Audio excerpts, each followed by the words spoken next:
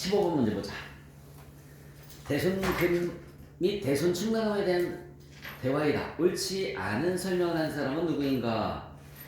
자, 김대리는 불가승일로부터 6개월 이상 경과한 어음수표는 결산 조정 대손 사유이므로 결산에 반영하여야 송금 산입이 가능하지만 소멸시 후 완성된 채권은 신고 조정 사유에 해당하므로 굳이 결산에 반영하지 않더라도 송금 산입이 가능하다. 맞죠? 소멸시 후 완성은 무슨 조정이라고 그랬어요? 신고 조정이라고 그랬고 나머지는 다 결산 조정이라고 그랬습니다. 특수관계자에 대한 업무무관 가지입금에서 발생하는 대손금은 법인세법상 송금으로 인정되지 않으므로 의사결정 시 참고해야 합니다. 맞죠? 특수관계자 관련된 것은 인정되지 않습니다. 법인세법상 인정되는 대손충당금은 대손 실적률과 무관하게 설정 대상 채권자에게 1%입니다. 바깥이 틀렸죠? 메모 한번 해볼까요? 1%와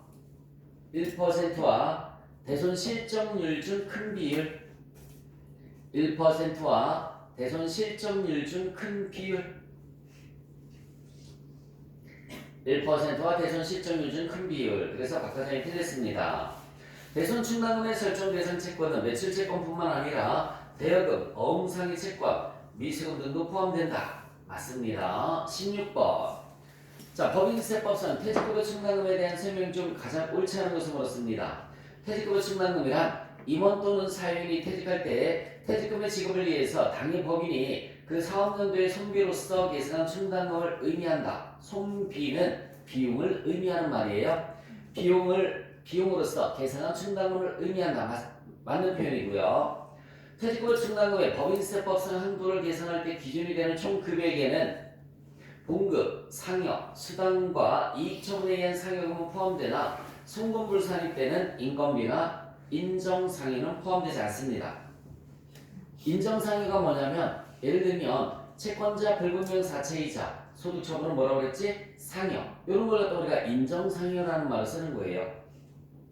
그 인정상여는 퇴직금 계산하는 데 들어가지 않는다라는 얘기입니다. 송금불산입 때는 인건비도 퇴직금 계산하는 데는 들어가지 않는다라는 얘기예요. 다시 한번 얘기해 줄게요. 동그라미 2번에 퇴직금의 충당금이 뭐야? 종업원의 퇴직금을 지급하기 위해서 모아두는 돈이죠, 그렇죠? 맞아요? 종업원의 퇴직금을 지급하기 위해서 모아두는 돈을 퇴직금의 충당금이라고 하는데 결국은 그런 종업원의 퇴직금을 의미하는 거지.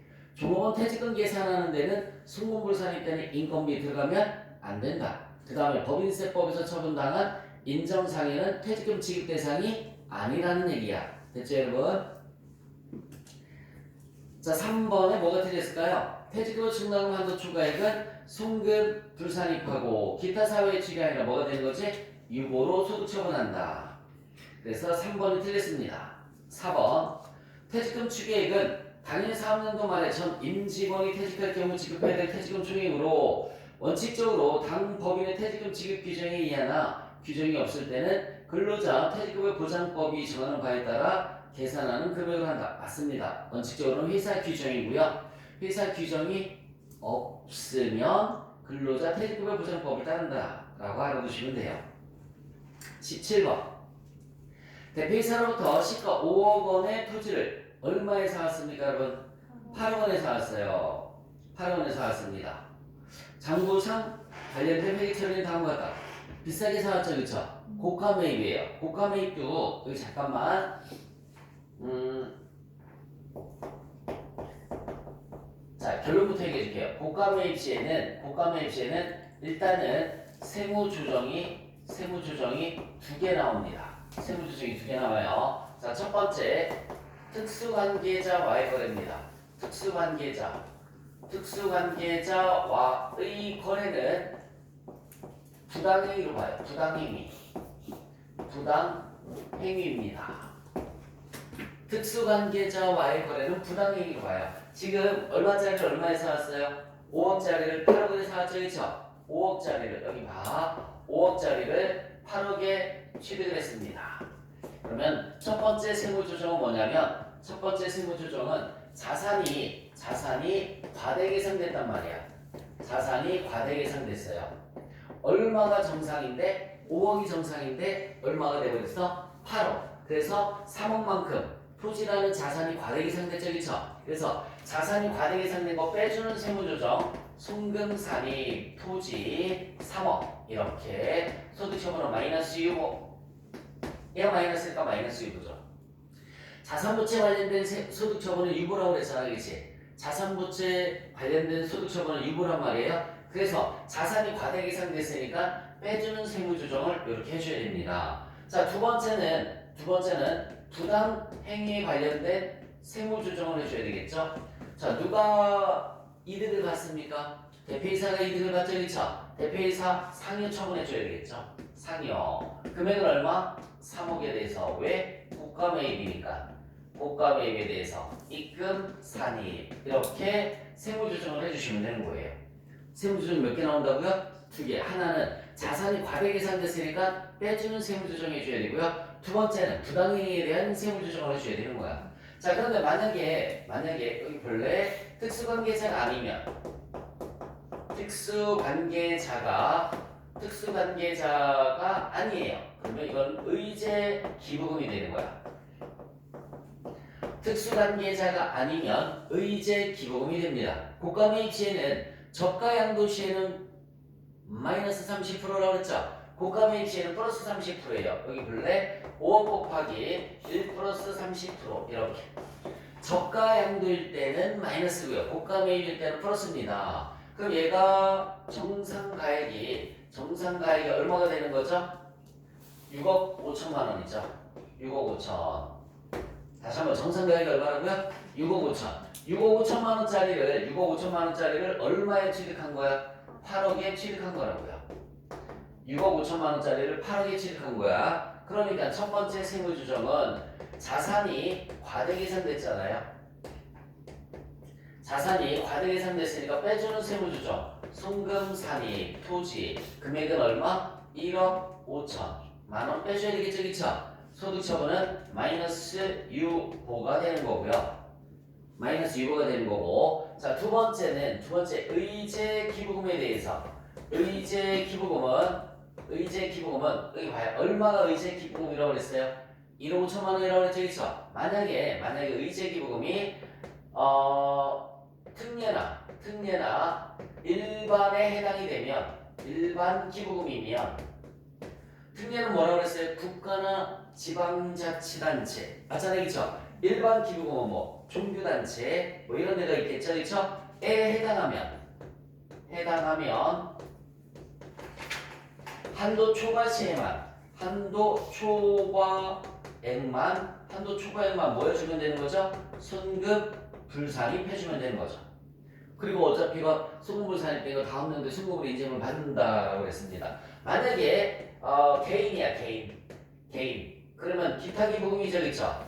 개인이면 기타 기부금이 되는 거예요. 그러면 손급불산입 기타 기부금 금액은 1억 5천 이렇게 되는 거죠. 그리고 저 개인이니까 기타 소득으로 처리가 되는 겁니다. 기타 소득. 자, 고가매입 시에도 역시 마찬가지 특수관계자다 부당행위 세무조정 2개 나옵니다. 하나는 자산이 과대기 상대했으니까 빼주는 세무조정, 하나는 부당행위에 대한 세무조정. 얘가 만약에 특수관계자가 아니다, 그럼 의제 기부금으로 봐요. 그래서 역시 마찬가지 세무조정은 2개인데, 자, 얘는 플러스 30%를 해줘야 된다고요. 정상가액이. 그러면 6억 5천만 원짜리를 8억에 취득한 거야. 1억 5천만 원만큼 자산이 과대기 상대했으니까 1억 5천만 원 빼주는 세무조정해 주시는 거고요. 나머지 의제 기부금 1억 5천만 원에 대해서는 만약에 특례나 일반 기부금이다. 국가나 지방자치단체로부터 비싸게 사갖고 왔다. 그러면은 한도에까지는 인정이 되고 한도 초과 시에만 송금산입되는 거고요. 개인, 기타 기부금으로 봐서 전액 송금불산입, 기타 소득으로 처리가 됩니다. 정리를 해주세요.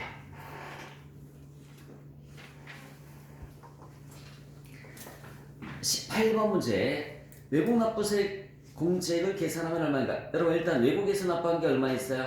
500만 원이죠. 최대 공제받을 수 있는 금액이 얼마죠? 500만 원입니다. 자, 그런데 계산 한번 해봐야 돼. 산출세액이 얼마예요?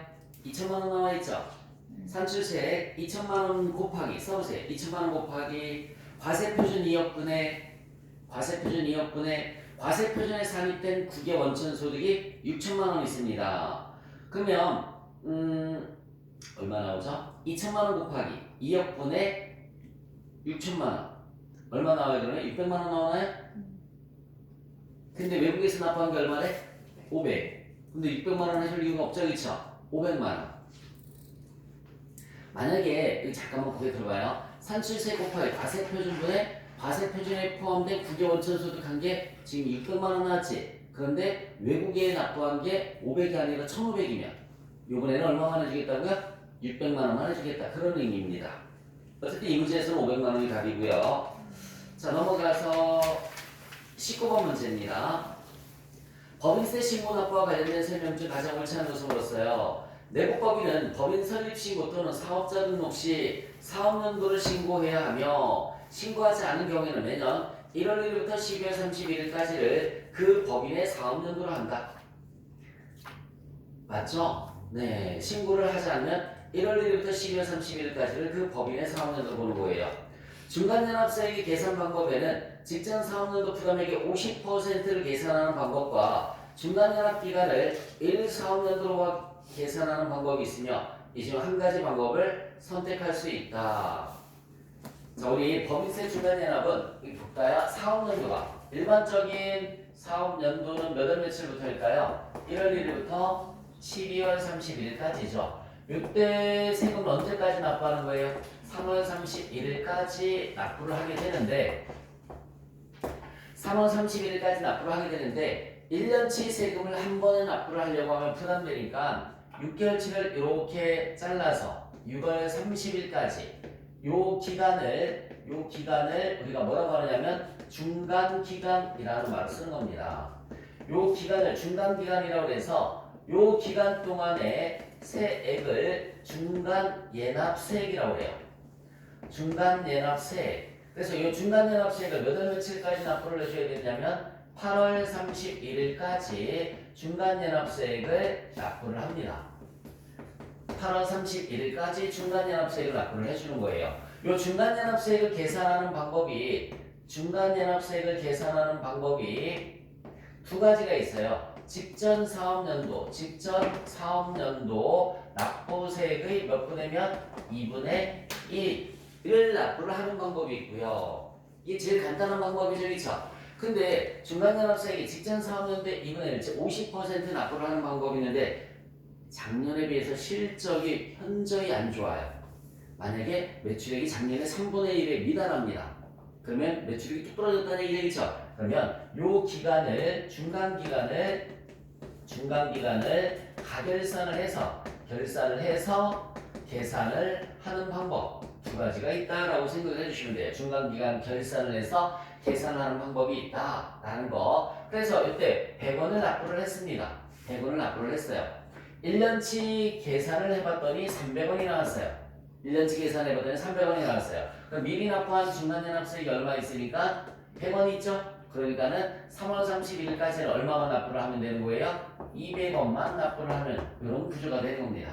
되셨죠? 이게 이제 동그라미 3번에 대한 문장이고요. 해설이고 동그라미 2번에 대한 해설이 있었고요. 동그라미 3번이 틀렸네요.